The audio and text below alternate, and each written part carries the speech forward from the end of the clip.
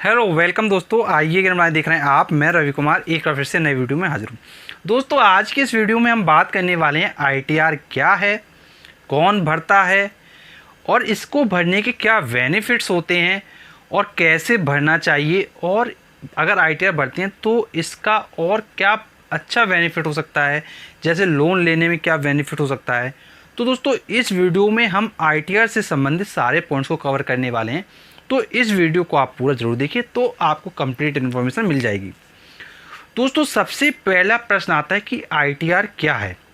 तो दोस्तों आईटीआर को कहते हो आप इनकम टैक्स रिटर्न, मतलब आपकी जो इनकम है उस पर जो भी टैक्स बनना है वो आप सरकार को देते हो।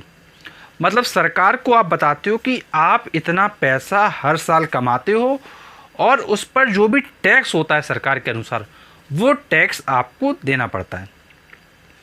अब दोस्तों बात यहाँ पर आती है कि आपकी इनकम अगर कम है या फिर आपकी इनकम ज़्यादा है तो कौन लोग इसको भर सकते हैं और कौन लोग इसको नहीं भर सकते हैं। दोस्तों मैं आपको बताना चाहूँगा, आपकी इनकम कितनी भी कम हो या फिर कितनी भी ज़्यादा हो, आपको आईटीआर भरना चाहिए।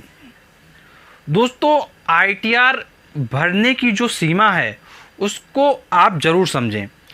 दोस्तों यदि आपकी आय 2.5 लाख रुपए से कम है, अगर आपकी आय 2.5 लाख रुपए से कम है तो आप आईटीआर भर सकते हैं, और अगर आपकी आय 2.5 लाख रुपए से अधिक है तब भी आप आईटीआर भर सकते हैं। दोस्तों अगर आपकी आय 2.5 लाख रुपए से कम है तो आप भरें या ना भरें कोई फ़र्क नहीं पड़ेगा, लेकिन अगर आप आईटीआर भर देते हैं तो आपको उसके और बेनिफिट्स मिल जाएंगे। क्या बेनिफिट्स होंगे वो इस वीडियो में अभी हम आगे कवर करने वाले हैं, तो आप वीडियो देखते रहिए। और दोस्तों जिन लोगों की इनकम 2.5 लाख से ज़्यादा है उनको आईटीआर भरना कंपलसरी होता है। तो ये तो बात होगी कि आईटीआर कौन भर सकता है। अब हम बात करेंगे कि आईटीआर भरने के क्या फ़ायदे होते हैं। तो दोस्तों अगर आपकी इनकम कम थी या ज़्यादा थी, अगर आपने आईटीआर भर दिया तो फिर उसके फ़ायदे आपको बहुत ज़्यादा मिलने वाले हैं। जैसे मान लीजिए कभी फ्यूचर में आपको घर लेना है, आपका मन है कि आपको घर लेना है और उसको आपको लोन की आवश्यकता है आपको, तो जब आप लोन लेने बैंक में जाएंगे तो बैंक वाले आपसे कहेंगे कि आप अपने 3 सालों का आईटीआर कम से कम लेके आइए। और जब वो आपसे ये डिमांड करेंगे और अगर आपने आईटीआर नहीं भरा होगा तो फिर वो आपको लोन नहीं देंगे। तो यहाँ पर सबसे ज़्यादा ज़रूरी हो जाता है आपका लोन लेना, जो अगर आपको कभी फ्यूचर में पैसे की रिक्वायरमेंट है और आपके पास किसी कारणवश पैसा नहीं है तो आप बैंक के द्वारा लोन ले सकते हैं अपने आईटीआर के बेसिस पर। और दोस्तों अगर आपको लोन अप्रूव हो जाता है तो फिर आप आसानी से घर खरीद पाएंगे। और दोस्तों लोन उन लोगों को अप्रूव जल्दी से नहीं किया जाता है, जो लोग आईटीआर नहीं भरते हैं उनको मोस्टली केसेस में रिजेक्ट कर दिया जाता है। तो इसलिए 3 सालों का आईटीआर आपके पास होना चाहिए यदि आप लोन के लिए सोचते हैं। तो सबसे बड़ा बेनिफिट आपका होता है लोन लेने में। दोस्तों कभी कभी किसी न किसी स्टेज पर लोगों को पैसे की ज़रूरत पड़ जाती है। दोस्तों पहले तो कोशिश कीजिए कि ज़रूरत ना पड़े, और अगर ज़रूरत पड़ जाती है तो कम से कम बैंक आपके साथ खड़ी हुई है अगर आप आईटीआर भरते रहे हैं तो ये बात आपको दोस्तों समझ में आ गई कि आईटीआर का कितना बड़ा बेनिफिट है। दोस्तों लाइफ में किसी को पता नहीं होता है कि कब पैसे की आपको बहुत ज़्यादा ज़रूरत पड़ जाए। दोस्तों ये तो आपको मैंने होम लोन बताया है।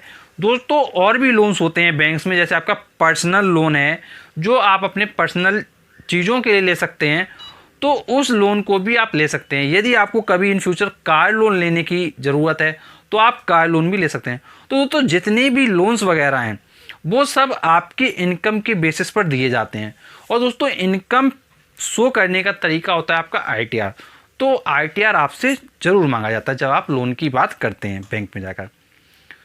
अब दोस्तों इसके बाद हम बात करेंगे कि कुछ और इम्पोर्टेंट क्वेश्चंस की। दोस्तों क्वेश्चन ले लेते हैं नेक्स्ट आपका कि इसमें कौन भरता है, ये तो बात हो गई। अब कैसे भरते हैं इसकी बात कर लेते हैं।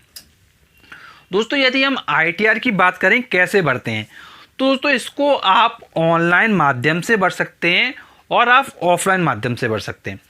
दोस्तों यदि आपको ऑनलाइन फिल करना आता है तब तो बहुत अच्छी बात है। यदि आपको नहीं आता है तो आप क्या कर सकते हैं, इनकम टैक्स का टोल फ्री नंबर होता है, तो आप वहाँ पर क्या है कॉल कर सकते हैं टोल फ्री नंबर पर और उनसे प्रोसेस पूरा जान सकते हैं। और दोस्तों यदि आप चाहते हैं कि हम आपके लिए वीडियो लेके आएँ तो आप कमेंट बॉक्स में कमेंट करके भी बता सकते हैं हमें। दोस्तों वहाँ से आपको ऑनलाइन पूरा प्रोसेस बता दिया जाएगा।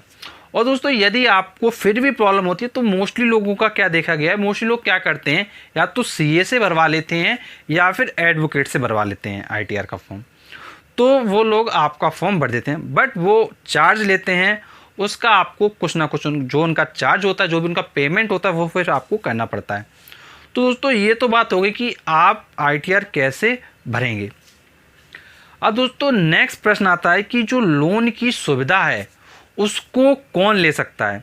तो दोस्तों मैंने जैसे आपको बताया, लोन की सुविधा वही ले पाएगा जो अपनी इनकम को प्रूव कर पाएगा, और प्रूव करने के लिए है आपका ITR।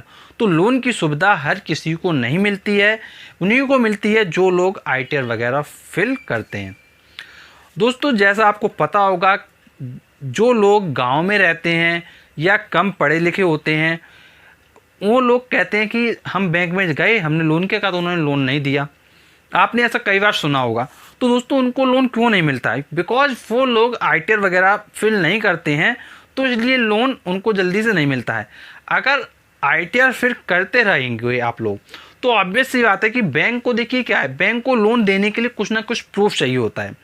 तो उनके पास जब प्रूफ होगा तो वो लोन ईजिली आपको अवेलेबल करा देंगे। दोस्तों यदि आपका कोई प्रश्न है जो आप हमसे पूछना चाहते हैं तो आप कमेंट बॉक्स में कमेंट करके पूछ सकते हैं। और दोस्तों हमसे जुड़ने के लिए नीचे सब्सक्राइब का बटन है, उस पर अभी आप प्रेस कर दीजिए। प्रेस करते नोटिफिकेशन बेल आइकन उस पर प्रेस कर दीजिए। आप ऐसा करेंगे तो जब भी हम नेक्स्ट वीडियो लाएंगे सबसे पहले आपको मिल जाएगा। And thanks for watching our video. मिलते हैं हम आपसे नेक्स्ट वीडियो में, तब तक के लिए शुक्रिया।